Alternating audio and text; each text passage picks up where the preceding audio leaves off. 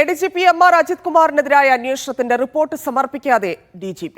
അൻവറിന്റെ പരാതികളിലും RSS കൂടിക്കാഴ്ചയിലുമുള്ള റിപ്പോർട്ടാണ് സമർപ്പിക്കാത്തത്. അന്വേഷണത്തിനുള്ള സമയപരിധി ഇന്നലെ അവസാനിച്ചിരുന്നു. റിപ്പോർട്ട് ലഭിച്ച ശേഷം നടപടിയെന്നായിരുന്നു മുഖ്യമന്ത്രിയുടെ വാദം. വാർത്തയുടെ വിശദാംശങ്ങളുമായി ഹരിമോഹൻ ചേരുന്നുണ്ട്. ഹരിമോഹൻ, ഇതുവരെ റിപ്പോർട്ട് സമർപ്പിച്ചിട്ടില്ല. ഇന്നലെയായിരുന്നു അവസാന ദിവസം. ഇന്നലെ മുഖ്യമന്ത്രി മാധ്യമങ്ങളോട് പറഞ്ഞതനുസരിച്ചാണെങ്കിലും റിപ്പോർട്ട് വന്ന ശേഷം നടപടിയിലേക്ക് എന്നാണ്.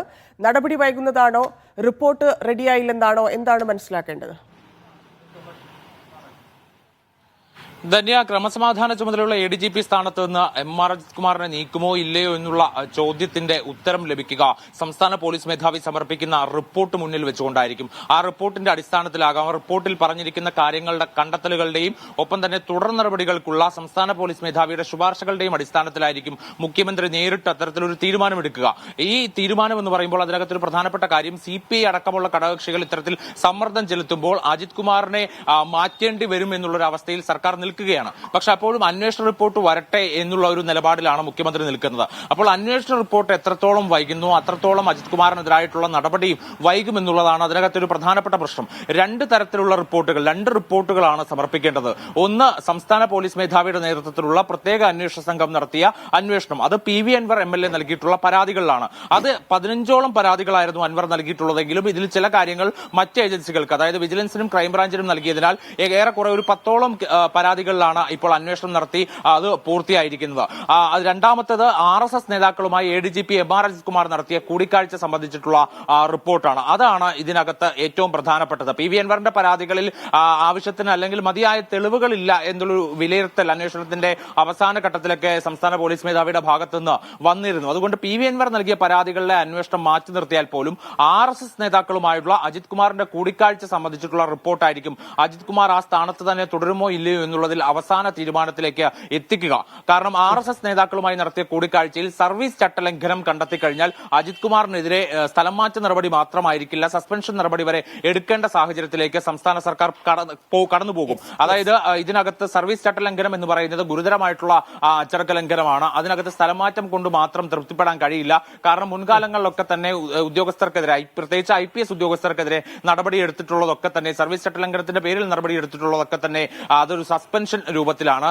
ഇവിടെ സ്ഥലം മാറ്റത്തിൽ ഒതുക്കി അജിത് കുമാറിനെ വീണ്ടും സംരക്ഷിച്ചു നിർത്താൻ വേണ്ടി സർക്കാർ തീരുമാനിച്ചാൽ അത് വലിയ രീതിയിലുള്ള ആക്ഷേപത്തിന് വഴിവെക്കും എന്നുള്ളതാണ് യാഥാർത്ഥ്യം. ഇപ്പോൾ നിലവിൽ RSS നേതാക്കളുമായി നടത്തിയ കൂടിക്കാഴ്ചയിൽ സംസ്ഥാന പോലീസ് മേധാവിയുടെ ഭാഗത്തുനിന്ന് സമർപ്പിക്കുന്ന റിപ്പോർട്ടിൽ അജിത് കുമാറിന്റെ മൊഴി മാത്രമായിരിക്കും രേഖപ്പെടുത്തുക. ഇത് കൂടാതെ സ്പെഷ്യൽ ബ്രാഞ്ചിന്റെയും ഇന്റലിജൻസിന്റെയും ഒക്കെ റിപ്പോർട്ടുകൾ പരാമർശിച്ചുകൊണ്ട് അതിലെ കണ്ടെത്തലുകളുടെ അടിസ്ഥാനത്തിൽ കൂടിയായിരിക്കും റിപ്പോർട്ട് സമർപ്പിക്കുക. പക്ഷേ RSS നേതാക്കളുടെ മൊഴി രേഖപ്പെടുത്താൻ കഴിഞ്ഞിട്ടില്ല എന്നുള്ളതൊരു പോരായ്മ തന്നെയാണ്. കാരണം ആ കൂടിക്കാഴ്ചയിൽ പങ്കെടുത്തിട്ടുള്ളത് അതിന്റെ ആവശ്യം ഉണ്ടോ എന്നുള്ളതാണ്. അതായത് ADGP RSS നേതാക്കളെ കണ്ടു എന്നുള്ളതാണല്ലോ പ്രധാന വിഷയമായി ഉന്നയിച്ചിരുന്നത്. അതാണല്ലോ അന്വേഷിക്കുന്നത്. അപ്പോൾ സ്വാഭാവികമായിട്ടും RSS നേതാക്കളുടെ മൊഴി ഇല്ലെങ്കിൽ അതിനൊരു ആ റിപ്പോർട്ടിനൊരു വില ഉണ്ടാവാതിരിക്കില്ലല്ലോ. സ്വാഭാവികമായിട്ടും ഈ RSS നേതാക്കളുമായി നടത്തിയ ചർച്ചയിലെ ന്യായീകരണങ്ങൾ തള്ളുന്നതാണ് DGPയുടെ റിപ്പോർട്ടിലുള്ളതെങ്കിൽ ഒരു നടപടിയിലേക്ക് സർക്കാർ കടക്കുമോ എന്നുള്ളതാണ് പ്രധാനപ്പെട്ട വിഷയം. കാരണം അത്രയധികം വിമർശനങ്ങളാണ് മുന്നണിക്കുള്ളിൽ നിന്ന് തന്നെ സർക്കാർ നേരിട്ടുകൊണ്ടിരിക്കുന്നത്.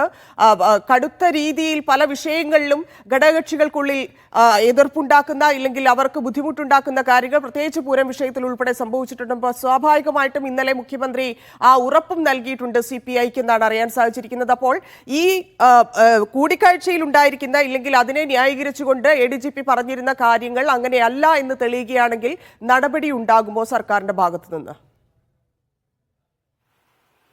തീർച്ചയായിട്ടും അത് സംസ്ഥാന പോലീസ് മേധാവി സ്വീകരിക്കുന്ന നടപടികൾ അല്ലെങ്കിൽ നിലപാടുകളൊക്കെ തന്നെ വളരെ പ്രധാനപ്പെട്ടതാണ് ഈ വിഷയത്തിൽ. തൃശൂർ പൂരത്തിലൊക്കെ തന്നെ സംസ്ഥാന പോലീസ് മേധാവി സ്വീകരിച്ച നിലപാട് തന്നെയാണ് ഇത്തരത്തിലൊരു ത്രിതല അന്വേഷണത്തിലേക്ക് കാര്യങ്ങൾ കൊണ്ടെത്തിച്ചത്. അജിത് കുമാറിന് വീഴ്ച പറ്റിയെന്നുള്ളൊരു കണ്ടെത്തൽ വന്നിരുന്നെങ്കിൽ പോലും അത് ഒരു പൂർണ്ണമായ പരിശോധന നടത്താതെ ഉള്ള ഒരു ശുപാർശയുടെ അടിസ്ഥാനത്തിലാണ് എന്നുള്ളത് കൊണ്ട് തന്നെയാണ് ത്രിതല അന്വേഷണത്തിലേക്ക് നയിക്കാനുള്ള കാരണമെന്ന് മുഖ്യമന്ത്രി ഇന്നലെ വ്യക്തമാക്കിയിരുന്നു.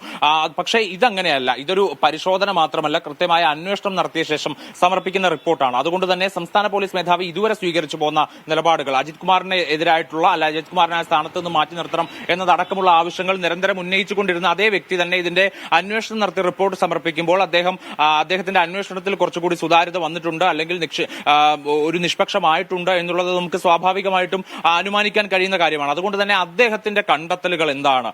ഇപ്പോൾ അജിത് കുമാറിന്റെ മൊഴി മാത്രം രേഖപ്പെടുത്തിക്കൊണ്ട് അതിനകത്ത് മറ്റ് റിപ്പോർട്ടുകളുടെ സഹായത്തോടു കൂടി അദ്ദേഹത്തിന്റെ അന്വേഷണത്തിൽ വരുന്ന കണ്ടെത്തലുകൾ ക്രോഡീകരിച്ചുകൊണ്ട് സമർപ്പിക്കുന്ന റിപ്പോർട്ടാണെങ്കിൽ അതിനകത്ത് അദ്ദേഹം അജിത് കുമാറിന്റെ മൊഴി തള്ളിപ്പറയുമോ? അതായത് താൻ സ്വകാര്യ സന്ദർശനമാണ്, വ്യക്തിപരമായ സന്ദർശനമാണ് RSS നേതാക്കളുമായി നടത്തിയത്, ആ കൂടിക്കാഴ്ചയിൽ മറ്റൊന്നും വിഷയമായില്ല, താൻ നിരന്തരം ഇത്തരത്തിൽ രാഷ്ട്രീയ നേതാക്കളെ കാണാറുണ്ട്, ക്രമസമാധാന ചുമതലയുള്ള ADGP എന്നുള്ള സ്ഥാനം വഹിക്കുന്നത് കൊണ്ട് തന്നെ തനിക്ക് തന്റെ മുന്നോട്ടുള്ള പ്രവർത്തനത്തിന് അതൊക്കെ സഹായകരമാകും എന്നൊക്കെയുള്ള ഒരു മൊഴിയാണ് അദ്ദേഹം നൽകിയിരുന്നത്. പക്ഷെ അത് എത്രത്തോളം വിശ്വാസകരമാണ്, അത് എത്രത്തോളം സംസ്ഥാന പോലീസ് മേധാവിക്ക് ഉൾക്കൊള്ളാൻ കഴിയുന്നതാണ് എന്നുള്ളത് ഇതിനകത്തെ പ്രശ്നമാണ്. അദ്ദേഹം ഇതിൽ പൂർണ്ണ തൃപ്തനല്ല എന്നുള്ളത് തന്നെയാണ് അറിയാൻ കഴിഞ്ഞത്. 6.5 മണിക്കൂറോളം നടത്തിയ മൊഴിയെടുപ്പിൽ പോലും അദ്ദേഹം അജിത് കുമാർ ഇതേ നിലപാടിൽ തന്നെ ഉറച്ചു നിൽക്കുകയായിരുന്നു എന്നുള്ളതാണ് അറിയുന്നത്. അതുകൊണ്ട് തന്നെ DGP സ്വീകരിക്കുന്ന നിലപാട്, DGP അതിനോട് ആ മൊഴി എങ്ങനെ കണക്കിലെടുക്കുന്നു, ആ മൊഴി പൂർണ്ണമായും അംഗീകരിക്കുമോ, അത് തള്ളിക്കളയുമോ എന്നുള്ളതിനെ ആശ്രയിച്ചിരിക്കും ബാക്കി കാര്യങ്ങൾ. പക്ഷെ ആ റിപ്പോർട്ടിനകത്ത് എന്തായാലും ശുപാർശകൾ കൂടി ഉണ്ടാകുമെന്നുള്ളത് വളരെ പ്രധാനപ്പെട്ട കാര്യമാണ്.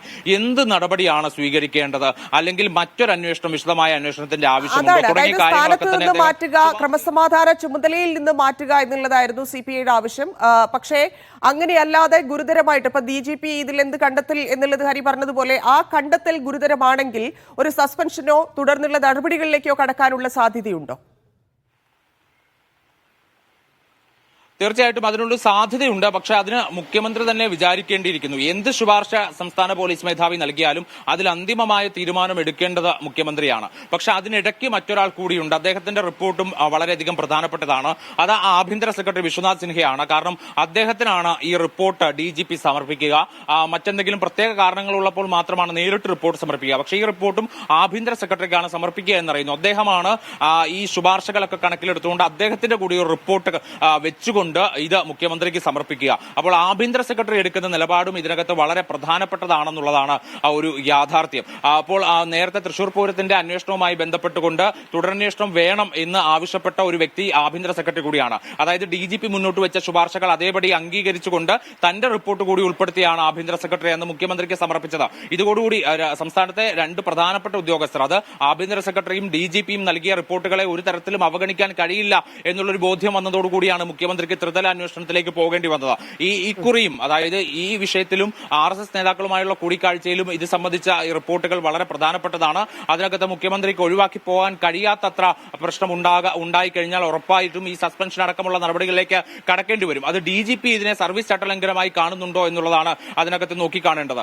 അത് ADGP സ്ഥാനത്തിരുന്നുകൊണ്ട്, അതായത് ക്രമസമാധാന ചുമതലയുള്ള ADGP സ്ഥാനത്തിരുന്നുകൊണ്ട് RSSനെ പോലൊരു സംഘടനയുടെ പ്രധാനപ്പെട്ട നേതാക്കളെ, അതായത് രാജ്യത്തെ തന്നെ രണ്ടാമത്തെ നേതാവിനെ കാണുക, 10 ദിവസത്തിന് ശേഷം മറ്റൊരു നേതാവിനെ കാണുക, വയനാട്ടിൽ വെച്ച് ദുരിതാശ്വാസ പ്രവർത്തനങ്ങൾ നടക്കുന്ന സമയത്ത് കേരളത്തിൽ നിന്നുള്ളൊരു RSS നേതാവിനെ കാണുക. അപ്പോൾ ഇത്തരത്തിൽ നിരന്തരമായി കൂടിക്കാഴ്ചകൾ നടക്കുന്ന ഒരു കാര്യം ഉണ്ടാകുമ്പോൾ അതിനെ എങ്ങനെയാണ് DGP കാണുന്നത്? അത് വെറുതെ എന്തായാലും അത് സ്വകാര്യ സന്ദർശനം എന്ന് പറഞ്ഞ് തള്ളിക്കളഞ്ഞു പോകാൻ എന്തായാലും DGPക്ക് കഴിയില്ല. കാരണം ഇത്തരത്തിൽ മുൻകാലങ്ങളിൽ അനുഭവം ഉണ്ടാകുന്ന സമയത്തൊക്കെ തന്നെ നടപടികൾ ഉദ്യോഗസ്ഥർക്കെതിരെ ഉണ്ടായിട്ടുണ്ട്. ആ ഉദ്യോഗസ്ഥർക്കെതിരെ നടപടിയെടുത്തതിന്റെ പേരിൽ കോടതി വരെ പോകേണ്ടുന്ന സന്ദർഭങ്ങൾ ഉണ്ടായിട്ടുണ്ട്. അതുകൊണ്ട് തന്നെ ഇതിനകത്ത് DGP അതിനെ നിസ്സാരവൽക്കരിക്കാനുള്ള ഒരു സാധ്യതയും കാണുന്നില്ല. അതുകൊണ്ട് തന്നെ സമർപ്പിക്കപ്പെടുന്ന റിപ്പോർട്ട്, ആ റിപ്പോർട്ട് അജിത് കുമാറിന്റെ ഭാവി നിർണ്ണയിക്കുന്നത് കൂടിയാവും. ധന്യ.